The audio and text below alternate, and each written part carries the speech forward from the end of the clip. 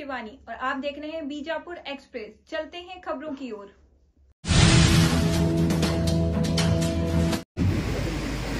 जिस हस्ती का तज़किरा आज हो रहा है, उस हस्ती के बारे में हमने बहुत पढ़ा भी है।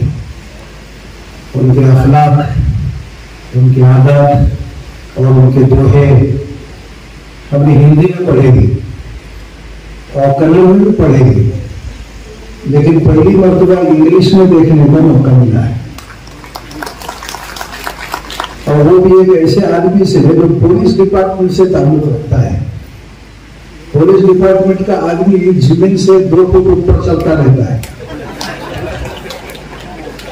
बसवाना साहब उसे नीचे ले आए। मेरी पैदाइश सिंधी में भी है और हमारी मादरी जबान उर्दू है और हिंदी है समझो। तो हमारे वालिद साहब ये दोहे घर में बोलते थे, हमारे बाप भी घर में दोहे बोलते थे, तो मुझे उसमें से कुछ याद भी है। जहां तक मैं समझाऊं कि ये एक खुदा परस्त आदमी थे और छूत छात के खिलाफ थे और इंसाफ के लिए उन्होंने अपनी पूरी जिंदगी लगा दी है। ये हमारा जो एरिया है इसमें टैलेंट की कमी नहीं है, लेकिन यह है कि कमी जो है वो मोटिवेशन की कमी है। मोटिवेशन अगर हो तो बहुत काम हो सकता है। एक किताब हमारी भी अब जल्द ही प्रिंट को चली जाएगी, वो हिस्ट्री ऑफ बीजापुर है। बीजापुर की कल्चरल हिस्ट्री है, बीजापुर के पोएट्स हैं और उसमें एक चैप्टर बसवेश्वर साहब का भी है कि वो कहाँ पैदा हुए, उनकी तालीमात क्या थी और कैसे उन्होंने ज़िंदगी गुजारी। तो ये बीजापुर में कमी तो कुछ भी नहीं है। बीजापुर में बहुत सारे बच्चे हैं।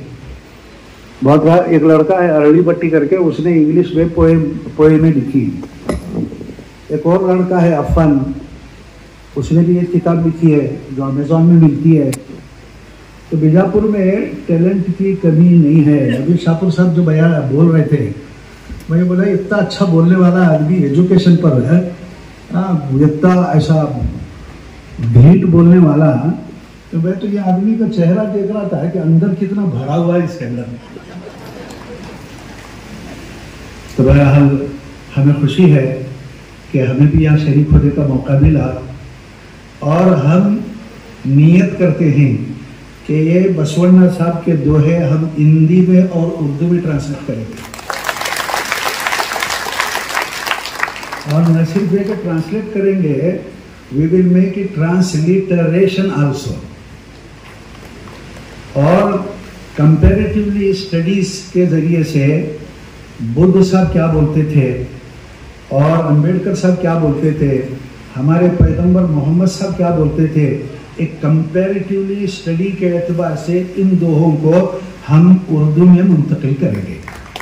तो आप हजरात से इसलिए दुआ है कि आपसे दरख्वास्त भी है कि हम बीजापुर के रहने वाले लोग हैं, हमें मोटिवेशन चाहिए।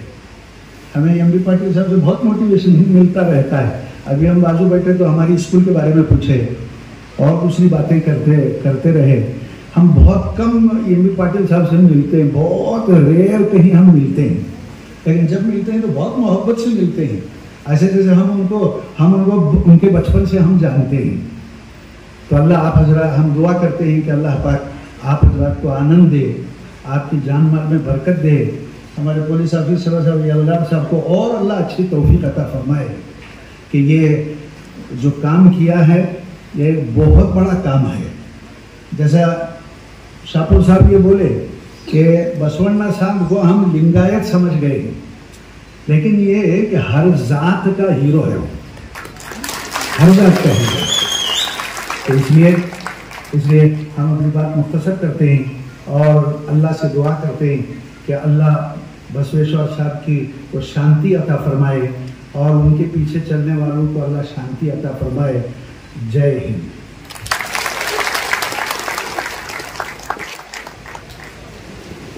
तहे दिल से आपका ಬಸವಣ್ಣನವರ ಸಮಗ್ರ ವಚನಗಳ ಹೊತ್ತಿಗೆ ಈ ಮೈ ಮೀ ಈಸ್ ದಿ ಕೃತಿಯ ಲೋಕಾರ್ಪಣೆ. My me is the truth eternal. It is a spiritual essence to the human life. It is true essence of divinity, the milestone in a world of Basavana Sharana Sahitya.